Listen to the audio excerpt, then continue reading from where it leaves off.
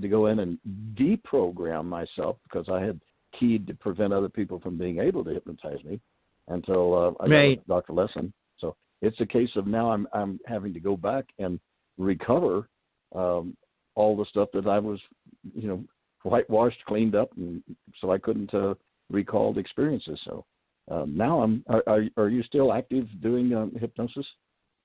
No, I'm not, because I'm more, like I said, I'm trying to create a spiritual teaching with TJ.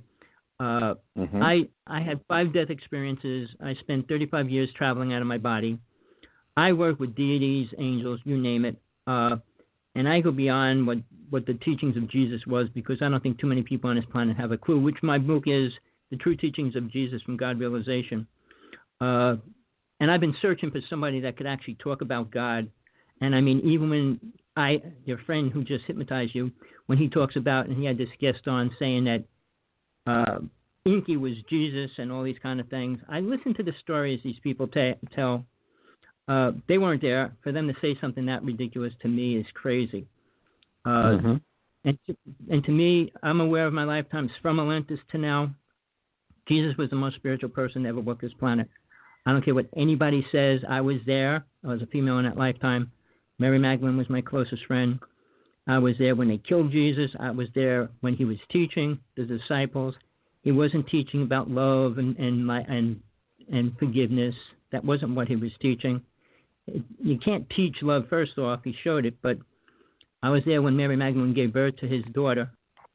So, yeah, there was a lot of things that went down that nobody, all these people, even these people from Venus, I worked with one person who said she came here with 6. She says her people say that Jesus was an alien and all this. They have no clue. Aliens have very little information about a real God. Any deity, they don't even talk about gods, believe it or not. So, yeah, I'm hardcore. I've tried working with TJ because she's going through a lot right now with all the things that are happening to her the past couple of years. Right, I know. I know about that. But it's hard to talk about death because karma is really important at death. If you created a pile of karma, it's not a good thing. I mean, it's not like you step into this beautiful place with a pile of karma. Not that you go to hell. To me, planet Earth is hell. This is as bad. I can agree with most of that. Because this is as bad as it's going to get for soul to experience. Where else can you experience this kind of pain, suffering, see it, deal with it constantly? Humans, humans, I think, is one of the biggest concerns that we all have. And I mean, you probably suffered through a number of critical events. I had a son at 22 years old that was murdered, and those kind of things to deal with. It's all part of growth, although it's a horrible experience. Most families that go through something like that wind up breaking up, husbands split up with wives, etc. And I'm very thankful that my wife Fran from past life, that we found each other and we were able to help each other through that kind of a crisis that we had. So Earth is also a training planet where we all get a chance to grow and learn and hopefully improve who we are so that humans aren't so bad.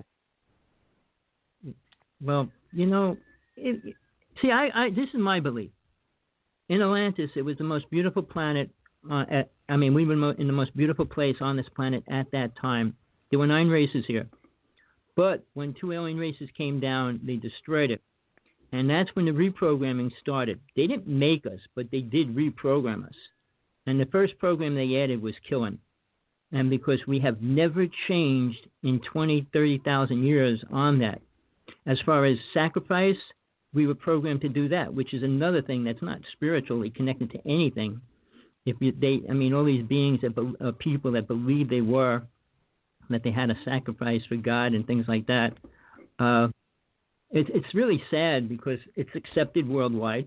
Most religions, like even the Muslim religion, you can't kill in the name of God. And if you do, you got problems. The same as, I don't want to go into religions that much, but they all have a limited aspect of what God is. And I think it's sitting there watching over them. I just listened to Michio Kaku, however you say his name. Michio Kaku, yeah. Yeah, well, he talks about that. he's talking about it a lot now. When people get closer to death, they become more aware. Even who's the person in a wheelchair that died? Oh, I can never say his name. You're talking about William Tompkins, by any chance? He just passed recently. No. Stephen Hawking. Stephen Hawking. Oh. Yeah. Right. Is that who you're talking about? Suddenly started. Yeah. When people get closer to death, they start thinking about a real God, and even Mother Hawking, Theresa. Yeah. Even Mother Theresa. Well, tell people if you died. mention a name, go ahead and if you're going to mention a name, tell people about Stephen Hawking. Who he was. He was a theoretical physicist, right?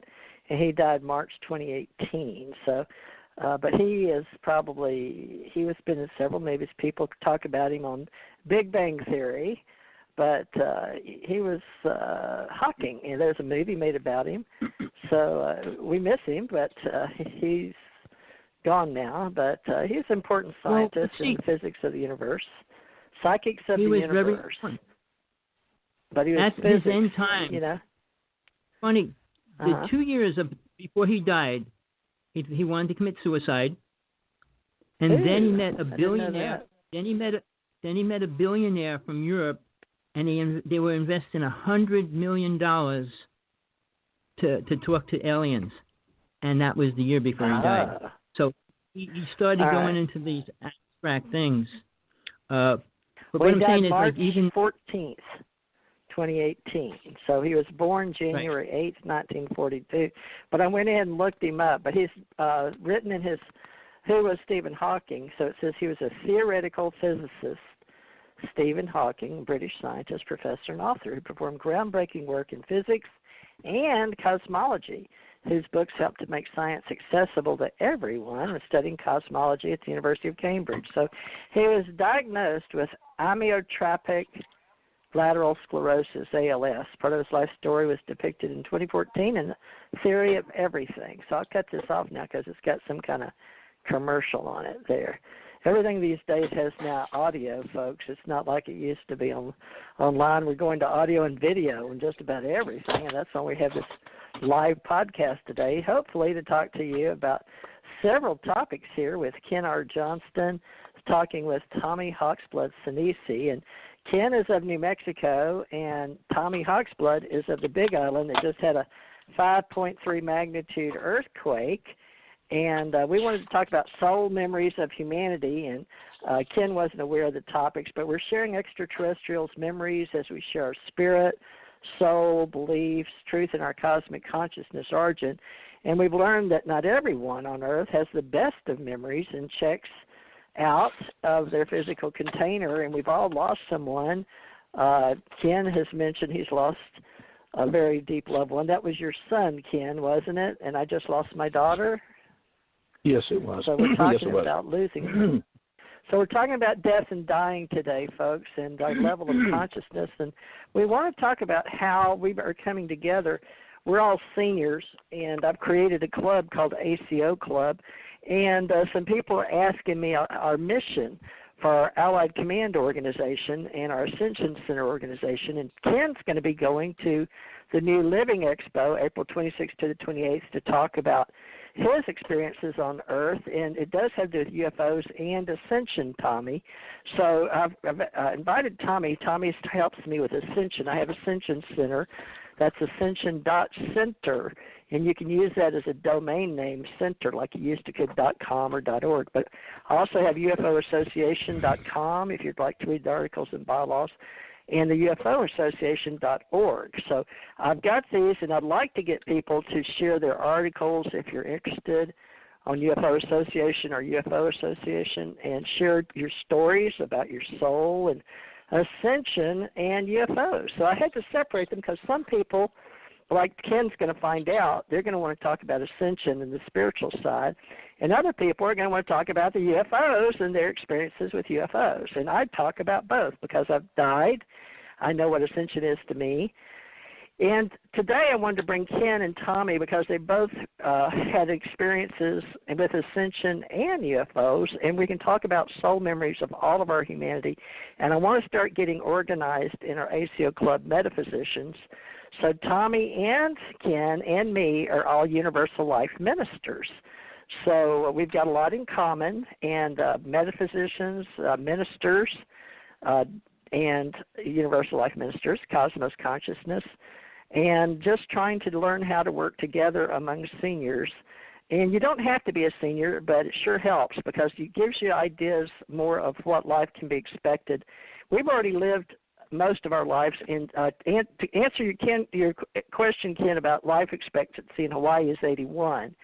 And where you're living is not so much, 76, and where I'm living is 78. So, you can look up, probably anywhere you look is going to have maybe different numbers, but so somewhere between 78 and at the longest 81.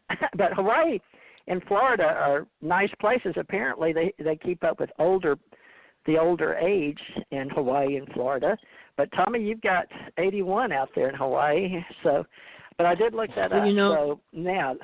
We've covered a little bit of everything, but let me go back on mute now. Now, you two can talk about souls, and I'll come in every once in a while, memories, and how we're supposed to be working together with Ascension and UFOs. I'm sure we'll find our way, Ken, right? And so, okay, Tommy, you next, absolutely. And just keep passing the talking stick back and forth, Tommy. Okay, Ken, I'll let you open it up. Yeah, I wanted to add one thing and that for Tommy, and that is my experience is with and I've just recently been able to pull it back out of the mind. Extraterrestrials, etc. They refer to a, and now I'm going to say God, Supreme Creator, and right. That's kind of where we all come to. We're referring to the same thing, but with different ways of identifying. And just about every single religion on planet Earth have had a supreme being contact, be it either Jesus or Buddha and right now I can't remember half of all of the others, but they've all. Go ahead. On that, there's one critical thing. What did they teach? From Buddha to the Dalai Lama to the Pope, all these people that go back to Rumi and people like that, all these different people, Manjushri, the names of beings and people, and these, like right. Quetzalcoatl was supposed to be a man in Mexico. What did they teach? Correct me if I'm wrong. I'm going to say the thing they all do teach us, that is love. All right. See, now that's where I go against everybody on the planet. Love isn't the answer for anything. Love never helps. Enlighten me. All right. Now, because I do lots of shows on love alone because people assume, and I just did 21 days with Deepak Chopra and Oprah on grace and gratitude, how that brings God consciousness into us. I said, that would be great if it was true. Now, here's something. Realize love wasn't an old word. It actually became more of a profound word after Jesus was crucified. Women were never accepted as a love object. As far back as you want to go, the Egyptians, the Mayans, even the Hindu people, it was Kama Sutra sex, and it was never love. That word wasn't part of it. It was added recently. But the word love, there's only one love, and I'll explain my definition, is understanding God. Because without that, you can't love anything, because you can't even understand yourself. And then the second thing you have to understand is what soul is. If you can't perceive or understand what soul truly is, you can't love yourself. It's like saying, I love a tree, I love a car, I love people. Unconditional love is an imaginary word. It doesn't change reality. So the concept, love, how long does it last? True love doesn't die. When people go in a relationship, love lasts for eternity. So when a person pulls in a relationship and then are out of a relationship, they never found true love in the first place. But I go into that as far as teaching people if they're going to get together. The foundation of creating love between two people is really critical, and very few people are willing to do that because you have to talk about religion. Yeah. Is it we're speaking of love in the term of an emotion, not of a physical contact, but then of a spiritual mental contact. Okay. Here's a question I ask everybody. I'll ask you. What is your definition of spiritual? Spiritual? Depends on the person. Yeah. I'm going to have to. No. Everybody has an idea of it.